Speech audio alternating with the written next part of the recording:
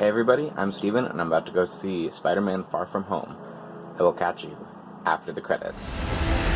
You got gifts, Parker, but you have a job to do. Are you going to step up or not?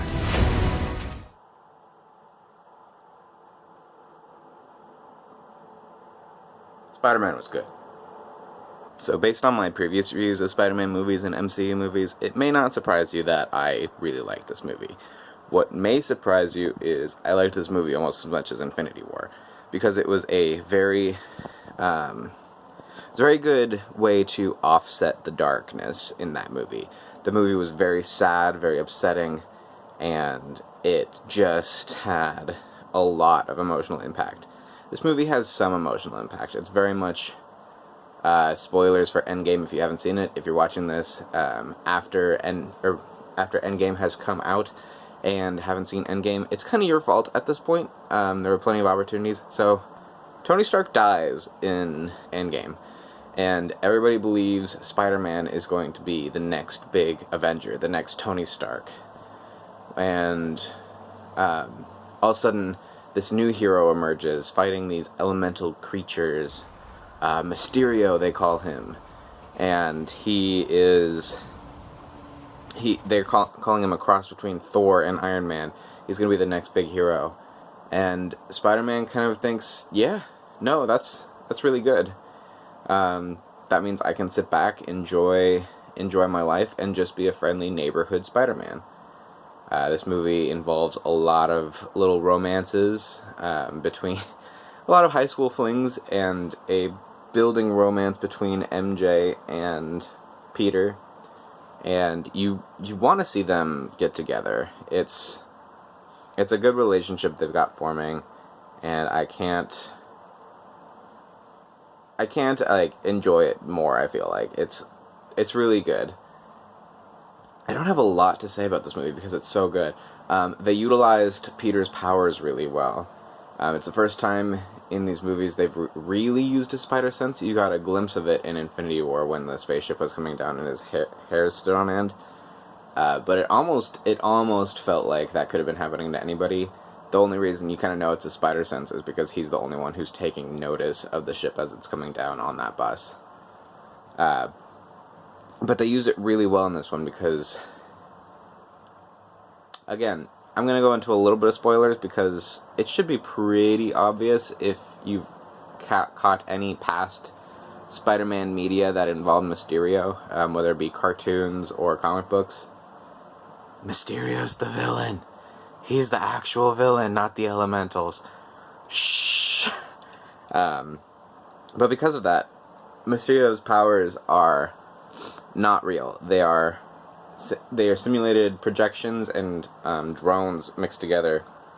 And there's a few really good sequences in this movie of Peter can't tell if he's in an illusion or real life. And even when he knows what's in an illusion, he doesn't know what to fight. He's not sure if he's fighting the actual Mysterio. He's not sure if he's fighting a brick wall. And it's really, really well done. The only thing I could say is, like, I don't know how you'd push this to be more in a solo movie, but he could have. I feel like I could have done with one or two more sequences similar to this. But it does really get you questioning what's real and what's not. And then eventually he kind of learns how to truly tap into his spider sense, and it works really, really well. The pacing, I never felt bored in this movie. Everything was bam, bam, bam, and it would have like a couple quieter moments. There's a lot of time you get to sit with Peter Parker in this movie, and a few scenes you even get to see him out of his like costume, working as still kind of Spider-Man. You see 4 different Spider-Man costumes. You see the Far From Home black suit, which looks a little more like this. You got the black in there. You see 5 different costumes technically. Very briefly, in an illusion, you see his original costume. You see the Homecoming costume.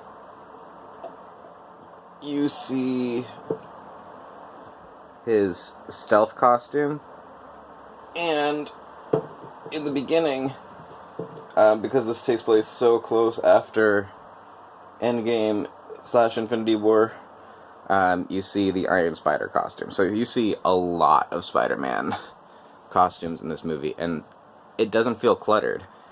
You see Happy Hogan in this movie basically watching Spider-Man take on, but being his own man, Tony Stark's role in the world.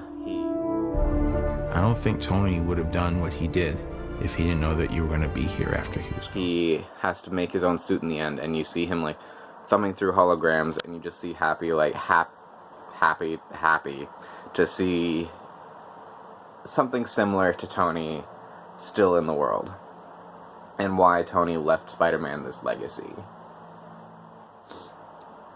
I don't have a lot more to say about this movie. If you like Spider-Man, you're gonna like this movie. Into the Spider-Verse is still the best Spider-Man movie that has come out. But live action, you can't beat this one. I think it tops Spider-Man 2. It's better than Homecoming. Not by a wide margin on either of those, but like it's just really fun, really good, and you really see Spider-Man in action.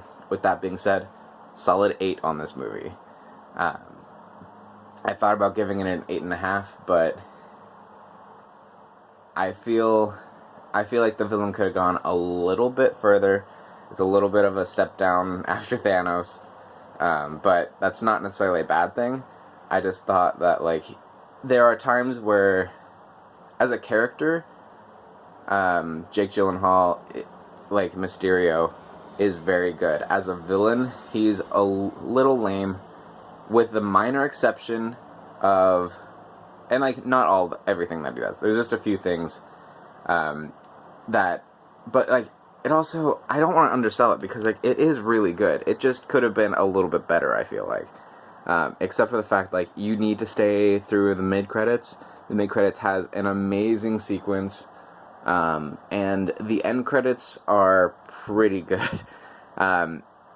They're kind of funny, played more for laughs, but it does kind of set up potentially for a bigger MCU event if they wanted it to. It could just be a little gag.